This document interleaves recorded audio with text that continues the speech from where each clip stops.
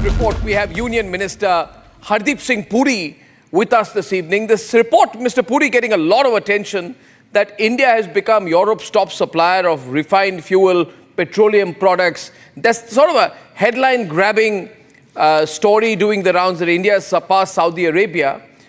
Can you tell us more about what the facts are in this context and where we stand?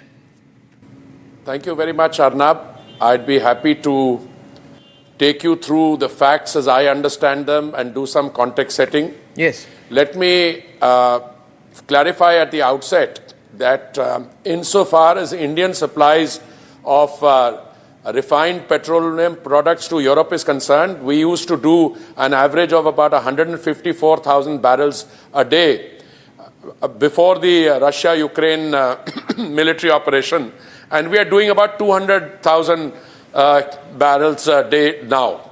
And this varies from time to time depending on the global situation. Now, the interesting thing is, as far as Saudi Arabia is concerned, in the interest of objective context setting, Saudi Arabia has a refining capacity of about 3.3 million barrels a day. And they consume domestically 3.7 million barrels a day. So it stands to reason that Saudi Arabia does not have the exportable surplus. So it's very possible when analysis is done, some people seem to overlook that. But the good part of the story here, and what should really grab attention not only in India, it's outside, is that we have steadily moved, Arnab, from being a deficit country insofar as refining is concerned. We have moved in from 2001, from the Vajpayee era onwards, which has been accelerated by the Honorable Prime Minister. We have now moved into a major refining global hub. We are now only after, I think, the United States, China and Russia. We are the fourth largest global refining hub. But the even better news is that our refining capacity is going up, whereas in all these other countries, the refineries, the small ones, are either closing down or, not expanding. Today in India, if memory serves me right, we have a refining capacity of something like 268.7 million metric tons per annum. I'll repeat that, 268.7 million metric tons per annum. And we already have plans in motion, plans which are currently being implemented as we speak, to take that capacity up to 310 million metric tons per annum.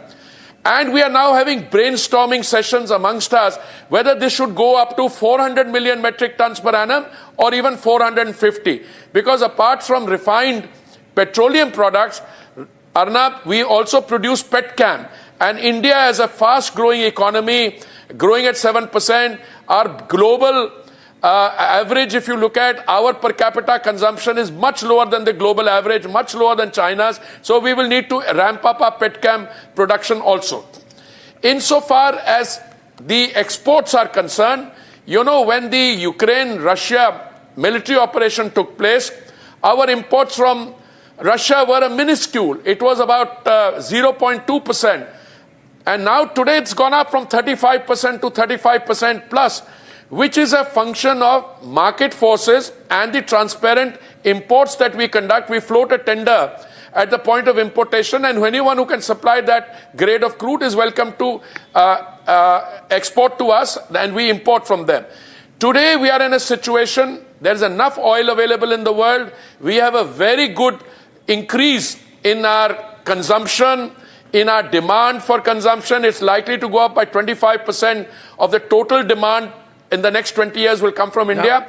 And we have a very good story to tell on our refining capacity. We'll be exporting more and more refined petroleum products. Now, this is incredible that we have gone from a deficit to a major refining hub globally. But, Mr. Puri, are we giving the Europeans refined Russian oil, effectively? Are we taking the crude from Russia, refining it here, making it Indian refined oil and sending it back? Because The EU foreign policy chief, Josep Borrell, had said that if diesel or gasoline is entering Europe coming from India and being produced with Russian oil, then it is a circumvention of sanctions and member states have to take measures. This was said by him sometime. There are no sanctions on Russian oil. No, a lot of people have made a lot of statements. Let me assure you, there are no sanctions on Russian oil. When the European Union and the other countries in the West decided to take an ideological position on Russian oil, I want to remind you, at that point of time, all Russian energy coming through a pipeline to Hungary was exempt. And Hungary is a European Union country. And all energy going by a pipeline to China was exempt. And all energy being exported from Sakhalin in East Asia to Japan was exempt. Point one. The only stipulation was that they wanted to place Russian oil under a price cap. And we were quite happy. I mean, if we can buy crude oil cheaper, we'd be very happy to do that. No, so they were foolish to put a price cap on Russian crude and oil products because they wanted to fight Russia. We took advantage of that. We took advantage of that and said, give us the crude, we'll refine it and give it to the rest of the world. Have we done that? No. I don't think, I would be very careful. I spent 39 years in the world of diplomacy. I want to say very clearly that they took a position. They were actually, the United States and other countries were very happy that we were buying Russian oil. Because Russia produced, Arnab, something like 13 million barrels a day at that point of time. Yes. Supposing that 13 million barrels of oil had gone off the market, we would have put more pressure on Saudi oil and on UAE oil, which means the price of oil would have gone up to 200 barrels. You're saying the West is happy that we are buying Russian oil. So are they you're saying they're actually very happy that we are buying Russian oil, which means it's all drama when they say we are funding the war. Well, no. You see, I'm not the anchor, you are, so I must give you the privilege of choosing your adjectives. When you say they're happy, I think they have told us in confidence that they are happy that we are buying Russian oil because we have been able to keep global oil prices under check. They are also very happy, I think, that it's been done in a structured way. And if they have a sanction on some entities, etc., we are happy to comply with that. So I think it's a win-win for both sides. And today we are in a situation to diversify. We have diversified our imports from 27 countries to 39 countries. And we are in the happy situation today of providing relief to our consumers. You've been very smart. Yesterday on Dhanteras and today... You've been very smart. I would say that Hardeep Singh Puri is a very canny man. He saw the advantage, the government saw the advantage, and eventually it's being routed back to Europe. And with your 39 years in diplomacy, you probably know that there's a lot of Western hypocrisy anyway, that they say one thing and do another. You're taking advantage of the fact that you know them well. But I think the Honorable Prime Minister has been very clear and steadfast in his commitment to providing energy to the consumer at the lowest possible price. On 3 occasions, he has reduced the price by twice. He has decreased the excise duty in November 21, in May 22, and once a few months ago when 2 rupees it came down. So the total price of petrol and diesel has come down by 16 rupees and 13 rupees in the first thing, and it has come down subsequently by another 2 rupees. And yesterday we took a very far-sighted decision, thanks to the Honorable Prime Minister's commitment, where we have done some freight rationalization. So in some of the far-flung areas, in far-flung states, the price of petrol and diesel has come down by as much as 4 rupees per litre. Let me give you some statistics. In Arunachal Pradesh, in Tawang, it has come down by 3 rupees 72 paise petrol, and diesel by 2 rupees 89 paisa. In Lumla by 3 rupees 96 paisa per litre, and diesel by 3 rupees 12 paisa. We have done the same in Himachal Pradesh, Uttarakhand, Mizoram, Odisha, and the whole country. So all the geographies have been covered, except which are ones which are pole bound. And that we will do after the current round of elections is over. And I think this is a very big development that whilst prices all over the world are going up, Modi's Bharat brings the prices down and the benefit to the consumer is immense. That's actually huge, but how the media is. We only report when prices of fuel go up. Have you ever seen in all these years the media report a story that fuel prices have gone down? But now that you've said it, I'm sure a lot of people will take notice of it. I repeat my question to you, the previous question, Mr. Puri. I think our oil diplomacy has been absolutely brilliant. It's practical, it's national interest oriented, and it's also very, if I would say, very, very flexible to the changing situations globally. However, Mr. Puri, I repeat my question to you. To somebody sitting in Europe today, in Switzerland or Germany or wherever they are, would you say that they will have to swallow the fact that the oil they're eventually using is, after all, or can be, after all, Russian oil, routed through Indian refineries? So they have to sort of swallow their pride a little bit, but isn't that a reality? I liked the use of your term practical, national interest oriented. That sums up the Honorable Prime Minister.